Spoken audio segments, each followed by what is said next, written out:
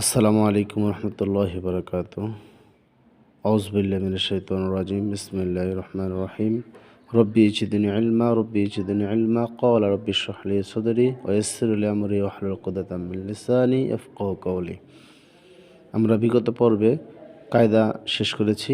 আজকে আমরা কোরআন থেকে সূরাতুল ফাতিহা শিখব ইনশাআল্লাহ। প্রথম শিখব আমরা বানান করে, যেমন আলিফ লাম জবর আল, হামিম জবর হাম, আল হাম, দাল পেশ দো, আলহামদু, লাম লামজের লিল, লাম খারা জবর লা, লিল্লা, হাজের হি, লিল্লাহি, ও রব জবর রব, বা লামজের বিল, রব বিল, আইন খারা জবর আ, লাম জবর লা, আলা, মিমিয়াজের মি, নুন জবর না, মিনা, আলহামদু লিল্লাহি রব্বিল আলামিনা। যদি বামে এই চিহ্ন থাকে, মানে অক্ষ বলে, এই অক্ষচল চিহ্ন থাকে, তাহলে তিনটি হরফ একসাথে উচ্চারণ হবে। যেমন মিম ইয়া নুন, এখানে তিনটি হরফ একসাথে উচ্চারণ হবে এবং লম্বা হবে। আগে ছিল এক আলিফ, এই অক্ষ থাকার কারণে তিন আলিফ টান হবে। যেমন আলামিন, তিনটি হরফ একসাথে উচ্চারণ হয়েছে।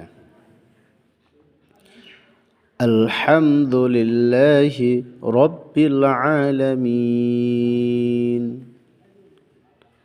আর এখানে আলিফে জবর নাই, তবে ধরতে হবে জবর দিয়ে। যেমন আলিফ লাম জবর, আলিফ র জবর আর, রহ জবর রহ, আর রহ, মিম খারা জবর মা, আর রহ মা, নুন রজের নির, আর রহমানির, র জবর র, আর রহমানির র, হাইজের হি, মিমজের মি, হিমি, বামে যে অক্ষ চিহ্ন, অক্ষ চিহ্ন থাকার কারণে তিনটি হরফ একসাথে উচ্চারণ হবে।